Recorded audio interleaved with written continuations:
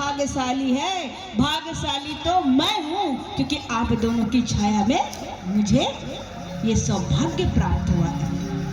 भाग्यशाली वो पथिक है जो इस वृक्ष की छाया को प्राप्त करेगा, फल फूल प्राप्त करेगा।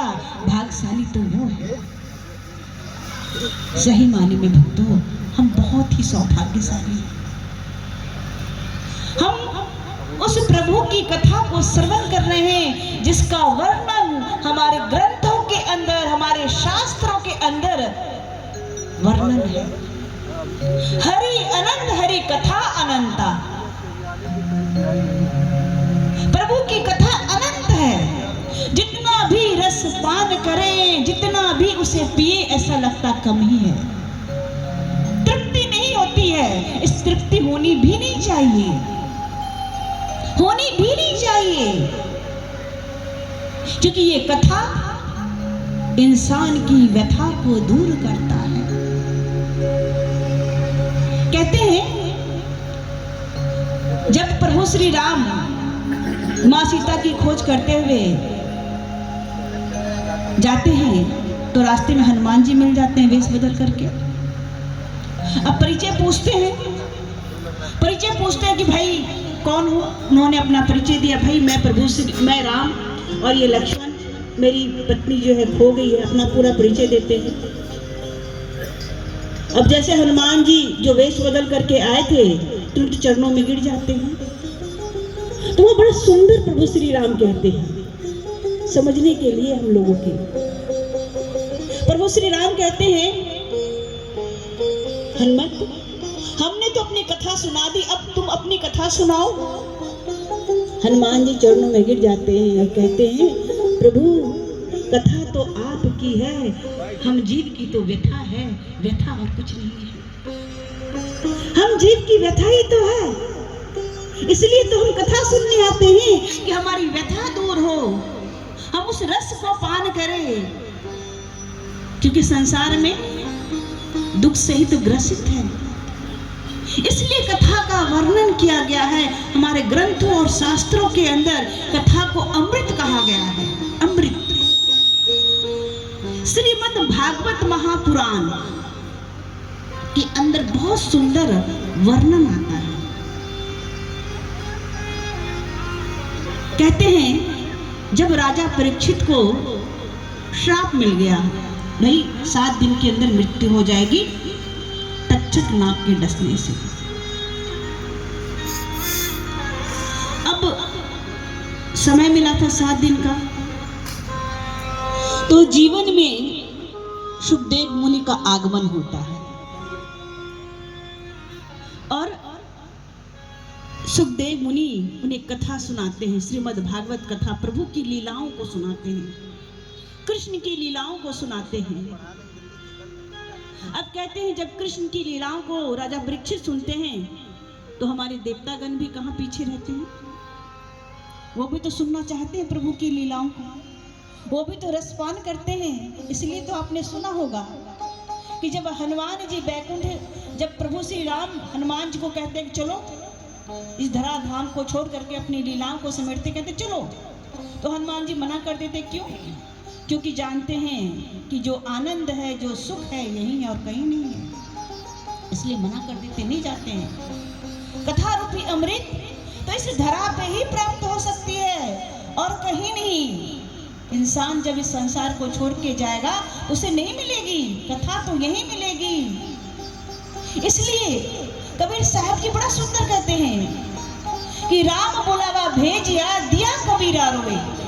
कितना सुंदर है। कहा राम बुलावा भेजिया दिया कबीरा रोए, जो सुख साधु सत्य में सो बैकुंठ ना होए, सो बैकुंठ ना होए। क्यों?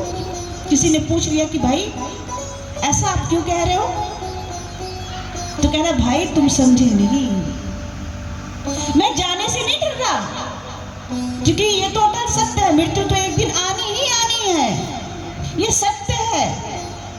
पर भक्त कहते कि तुम नहीं समझे मेरे अभिप्राय को, मैं कहना क्या चाहता हूं।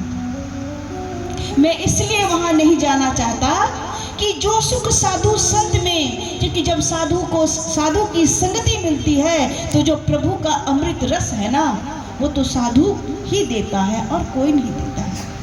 इसलिए जब भगवान ने बुलावा भेजा तो मैं रोने लग गया कि अब वहां मुझे ये रस, ये कथा अमृत रस की प्राप्ति नहीं होगी, मेरी तृप्ति, क्योंकि एक भक्त जो है इस रस को ही तो पान करता है। इसलिए कबीर साहब जी कहते हैं कि राम बुलावा भेजा दिया कबीरा।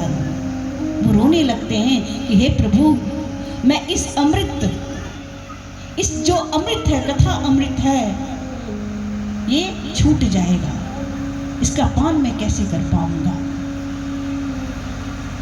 आज सुखदेव मुनि राजा परीक्षित को कथा का रसपान करा रहे हैं, सुना रहे हैं। उसी समय देवता का आगमन हो जाता है। जितने भी देवतागण हैं उनके हाथ में एक कलश है जिसके अंदर अमृत रखा हुआ है, अमृत भरा हुआ है।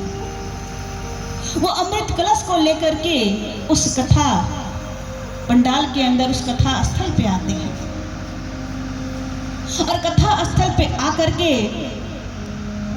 सुखदेव मुनि को कहते हैं कि हे मुनिवर, ये अमृत कलश है, इस अमृत कलश को आप राजा परीक्षित को दे दीजिए और जो ये कथा रस है, ये जो कथा रूपी अमृत है, वो मुझे दे दीजिए। सुखदेव मुनि कहते हैं मैं राजा परीक्षित से पूछता हूँ। राजा परीक्षित से पूछते हैं कि राजन, ये अमृत कलश है और जो कथा रूपी अमृत है वो देवता प्राप्त करना चाहते हैं और ये अमृत तुम्हें देना चाहते हैं।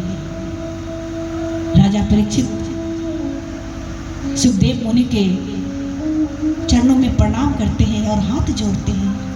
कहते हैं मुनिवर, सर्वप्रथम तो मुझे ये बताइए कि ये कथा अमृत और इस अमृत में क्या अंतर है, मुझे इससे क्या लाभ मिलेगा, क्या प्राप्ति होगी। तो सुखदेव मुनि कहते हैं राजन, ये जो अमृत कलश है जिसके अंदर अमृत है, इसे प्राप्त करके तुम अमर हो जाओगे, अमृत को प्राप्त करोगे, स्वर्ग की प्राप्ति करोगे। और ये जो कथा अमृत है, इस कथा अमृत को जब तुम रसपान करोगे तो तुम्हें क्या मिलेगा, परमात्मा ईश्वर की प्राप्ति होगी। जैसे ही कहा तो राजा परीक्षित कहते प्रभु, मुझे तो कथा अमृत ही चाहिए, क्योंकि मुझे यही रसपान करना है, मुझे अमर नहीं होना है, मुझे परमात्मा रूपी रस चाहिए, अमृत रस नहीं चाहिए। भक्तों, ऐसी है कथा की महिमा, ऐसी है प्रभु की महिमा। और इस कथा रूपी अमृत का जो पान करता है, इस कथा रूपी अमृत का जो रस चखता है, फिर इंसान को कोई रस का स्वाद नहीं आता है, कोई रस का स्वाद नहीं आता है। इसलिए हम इस कथा रस का पान करें, इस कथा के नाव में बैठें और बैठते हुए अपने जीवन का कल्याण करें। आपने सुना होगा, एक घटना कई बार सुनी होगी, प्रभु मत्स्य रूप में अवतार धारण करते हैं और जब अवतार धारण करते हैं तो मनु के पास आते हैं और मनु को कहते हैं, मनु 7 दिन के बाद प्रलय आ जाएगी और उस समय मेरी नाव आएगी, उस पे नाव पे सवार होना, मैं तुम्हें पार कर दूंगा।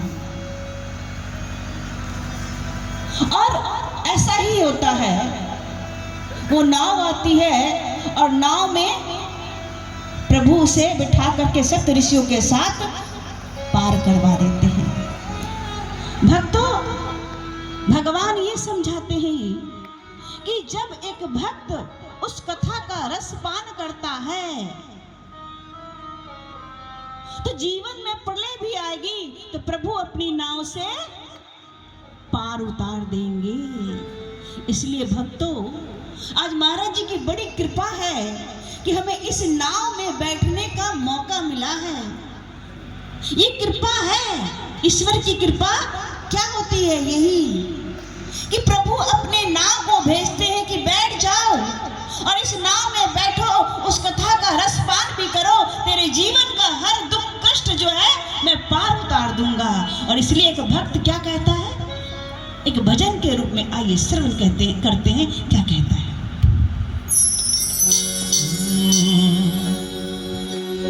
हरि कथा की नाव चली, जो भी बैठेगा उतरेगा पार रे। हरि नाम मुखे बंधारा। बोली श्री हरि भगवान की जय। हरि कथा की नाव चली। Hello hello